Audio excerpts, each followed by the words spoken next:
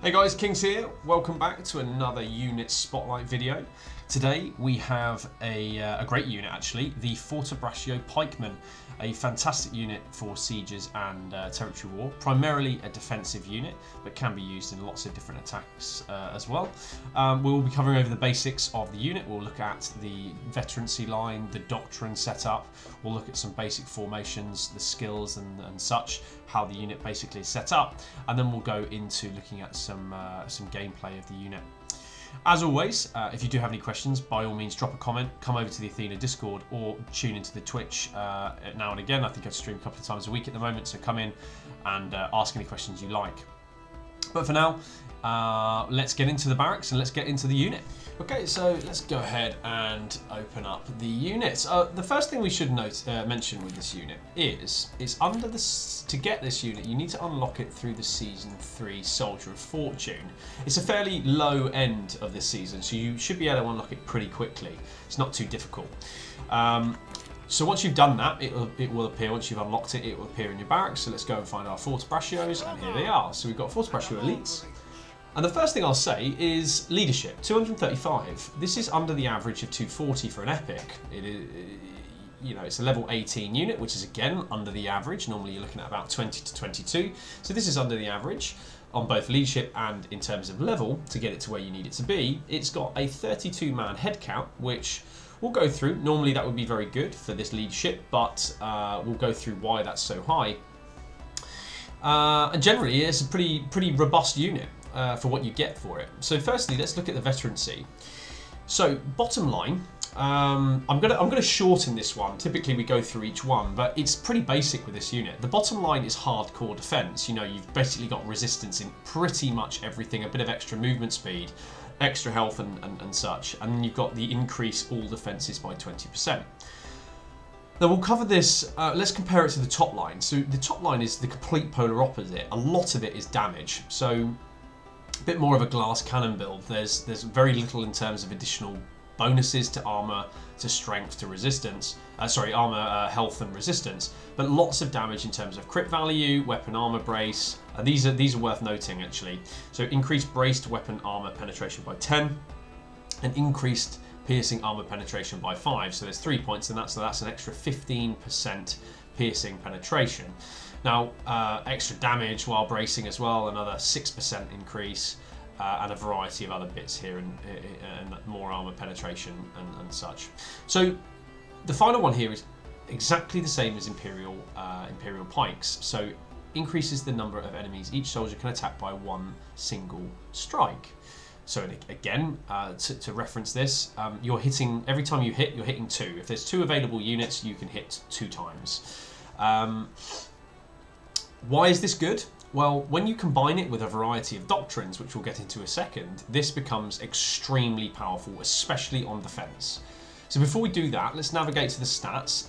Fairly low health, we're under the 10k mark with these guys. Not the best, which is why sometimes the bottom line can be fairly viable, because you want this unit to survive. The defense can boost it quite substantially. If we just scroll across and we see the added bonuses there, that takes them over 10k HP. As we go through a variety of extra bonuses. Again, defense is very low. They're not the best armored unit in the world. They're pretty squishy. And we'll look at how.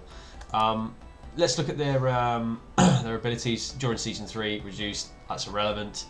The unit's pikes can fend off cavalry, but they cannot actively fight while bracing. So what this means is when the Fortebraccios are braced, they can't attack anywhere other than forward. If the unit is in front of them, they can hit them. If they're on the sides, left, right, you'll hit the unit and they'll just take it. They won't move, they won't react, they'll literally just stand there and take it. Fire resistance and swamp, so increased damage against cavalry by 16% and reduces an attacked cavalry unit's movement speed by 60%. And finally, encumbered. The unit is burdened with a heavy equipment and now cannot push siege equipment or climb ladders. So it's one of the only units, very few units in the game have this, but they have a massively long pike. They cannot climb ladders, they cannot push siege equipment, so that's one of the downsides. But with a unit like this, you're not going to be doing that anyway. The final thing, so 2 abilities here. We've got stand firm and we've got charge. We'll go through the formations in a second because this is worth actually a bit of video on how the unit works. We'll explain why these formations are good and bad. The charge, this unit just comes with the standard firm. They don't come with the charge. The charge is an additional doctrine you can add, which leads me naturally onto the doctrines. So let's go ahead and look at the doctrines. Firstly, the doctrines are pretty basic. Like we have Epic Polearm 1, Epic Polearm 2, and Epic Polearm 3. Increased damage, piercing and penetration damage. For 1, we've got the charge, which is Polearm 3, which is the additional ability we just spoke about. And then finally, Epic Polearm Doctrine 2. Bracing weapons stuns enemies. This may only be equipped with units with a brace skill. This unit is always going to be in brace 95% of the time, and therefore having this makes them very, very strong. If you then combine that with the fact that they can hit an additional unit, it means that they stun double the amount of unit. So while they're in brace, you're hitting an additional strike with the top line veterancy, you're then stunning them at the same time. So you're basically stunning double the amount of enemies you could stun and do extra damage to, as opposed just for using the top line in this doctrine. And the final one here is anti-cavalry doctrine. Oh yeah, we have the increased damage while bracing as well. There's a few other things you could do with this unit. You could add a bit of tank to them. You could add a variety of different defenses. You could use things like the breakthrough doctrine on them if you don't have the best ones. And if you're really new, then you could be using the uncommon piercing doctrines and such. We do have the Fortebraccio one, the Fortebraccio 2, which enables them to have an increased armor penetration versus cavalry, but we already have the anti-cavalry doctrine, so we want the damage, not necessarily the penetration. They already have quite a high pen, as we saw from the stats themselves. They have enough penetration as it is. Okay, so let's get in, have a look at their formations.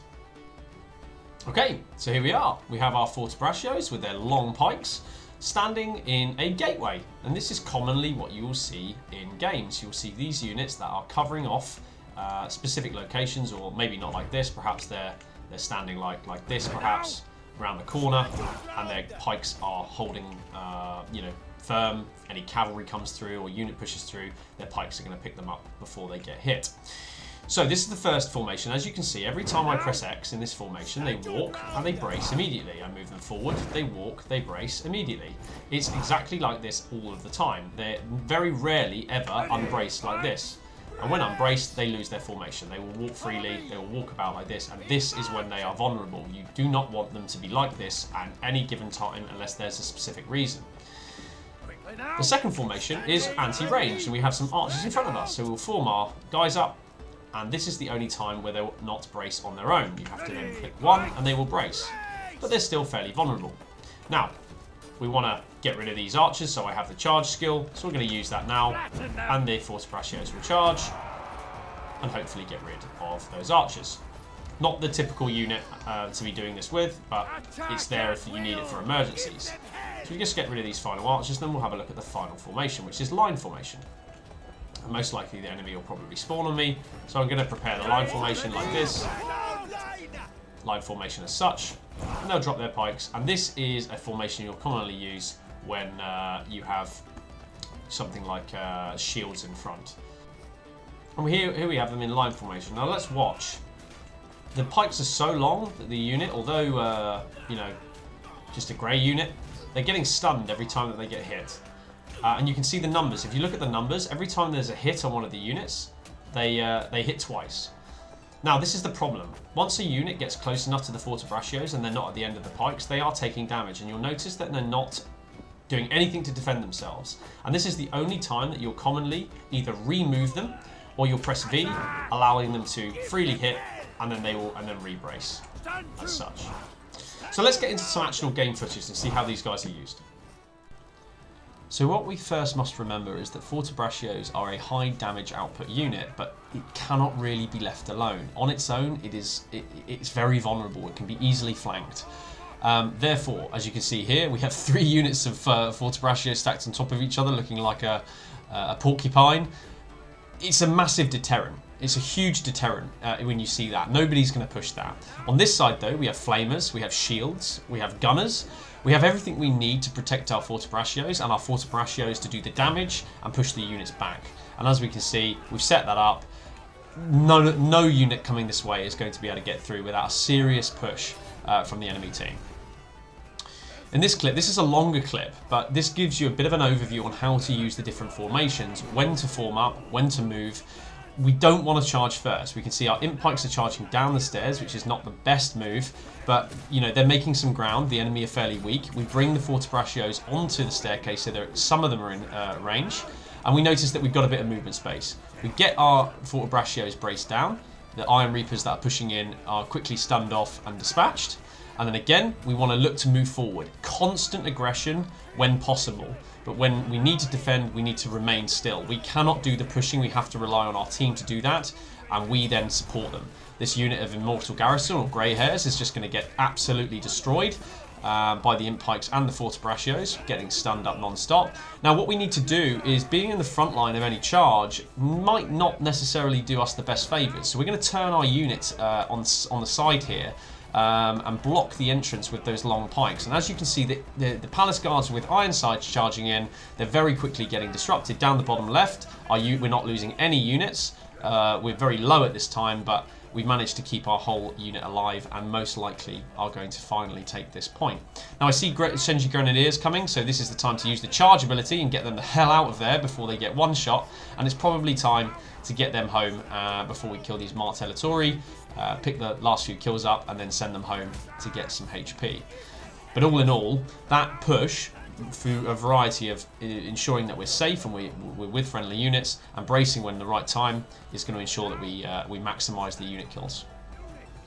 In this clip, the enemy team are hard pushing one side. They're against the clock. We're pushing back. We've got there a bit late. The flamers are still popping off and we're going to buff up our unit. We have Immortal Garrison shields in front of us, or Grey Hairs. They're going to make the charge, and this is the time to be aggressive with Fortebraccios. At this point, we can see there's some range units in the back line. Any second now, we're going to activate the charge. There it goes. It's not the strongest charge, but we probably just dodged a treb there. We're going to finish off a few more archers and chase the enemy heroes down. Fortebraccios are not always a fully defensive unit, as you can see. In this final clip, the enemy are really, this is their last push, and they're starting to shove cavalry through. This is where Fortebraccios excel. They're very, very good at anti-cavalry. We're going to block up the main entrance. We can see them all gathering, and then we're going to start to, we see an instant charge, and luckily enough, we managed to get them braced just in time. If I click forward on the X, they would have died. And now we continue to push. We have shield units and shock troopers in front of us. Our Fortebraccios will come up the rear and constantly ensure that the enemy are either stunned or taking damage. And if you just watch the kill count on the right hand side, we should start to see some nice kills coming through. Steady, not massive, but you know, there's lots of other units in there taking those kills. So pretty well-rounded unit. Really, really good on defense and pretty damn good on attack. Just make sure, like anything, it's got its weaknesses. Make sure you look after it. Don't leave it alone too often. Make sure it's braced. Facing towards the enemy is a damn good start. So if this video has been helpful, please drop a like on the video, and if you've got any questions, drop a comment, come to the Discord, or by all means come over to the Twitch stream, and I'm more than happy to answer any questions. For now, that's Fortebraccios, and that's me. Thanks very much. Bye bye.